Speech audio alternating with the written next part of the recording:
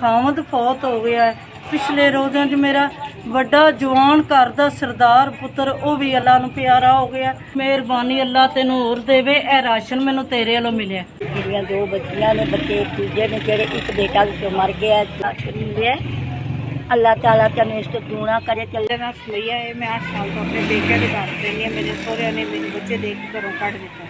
मैंने राशन सारा मिल का शुक्र है जिन्होंने मेरे राशन दिया। शादी थी, मैं बेवा हो रहा था। मेरे 3 बच्चे ने, 2 पुत्र छोटे ने ते 3 वड्डी है। मेरी बड़ी मेहरबानी ताड़ी ते तुसी मेरा भला कीता। मेरी अम्मी फौत हो गई, इसलिए मैं अपनी बहन की खुद कफालत कर। अबू मेरे रेडी लाते ने तो साडा किराया का मकान है। बाप की तरफ से हमें राशन मिला। मेरा फौत हो गया। 4 मेरे बच्चे ने छोटे है ने ਤੁਹਾਡੇ ਵੱਲੋਂ ਮੈਨੂੰ ਰਾਸ਼ਨ ਮਿਲਿਆ। बड़ी बड़ी मेहरबानी है। मेरे 4 बच्चे ने साढ़े ने वसाइल नहीं है तो सानू राशन की जरूरत सी, बोलो मैं राशन मिल गया। बहुत बहुत मेहरबानी। मेरा नाम खालदा है ते मियाँ मेरा बीमार है। तो 3 मेरिया बेटियां ने। मेरी बेटी बेवा जी है भी मेरे को होती तो दूसरे असी माड़े गरीब बंदे। थोड़ा राशन मिल गया, बहुत बहुत मेहरबानी। मेरे बच्चे खा के दुआवां देंगे। SBI का शुक्रिया जिन्होंने मेरे तक राशन पहुँचाया। बहुत बहुत मेहरबानी। मेरा बहुत शुक्रिया। मेरा नाम अबद अली है जी ते मैं इलैक्ट्रीशियन का काम करना ते मैं साई वालों आया काम करने थे लाहौर।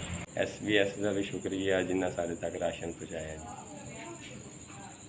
बंदा मेरा बीमार है तो हुण मंजी ते पाया गया। 3 महीने हो गए ने, बड़े गाने निकल आए ने। मैनू राशन मिलिया है। प्रवीण है, मैं झोपड़ी में रहनी है। राशन साढ़े नूं मिलिया है। मेरा नाम फौजिया, मैं बेखेवाल पिंड ते आई हाँ। मेरा मकान किराए दा है। मैनू इत्थों राशन मिलिया। मेरे बच्चे खावन दे। मेरा नाम सफिया है। मैं एक घर 'ਚ 15 साल तो काम कर रही सा ते हुण काम छड्ड दिता ते ਤੁਹਾਡੇ ਤਰਫੋਂ ਮੈਨੂੰ ਰਾਸ਼ਨ ਮਿਲਿਆ। ਮੈਂ ਤੇ ਡੁੱਬਣਪੁਰੇ ਮੈਂ ਰਹਿਨੀ ਆ ਤੇ ਬੰਦਾ ਮੇਰਾ ਫੌਤ ਹੋ ਗਿਆ। ਮੈਨੂੰ ਆ ਸਾਰਾ ਰਾਸ਼ਨ ਮਿਲਿਆ ਜਿੰਨੇ SVS ਦਾ जिन्हें साढ़े तक राशन पहुँचाया।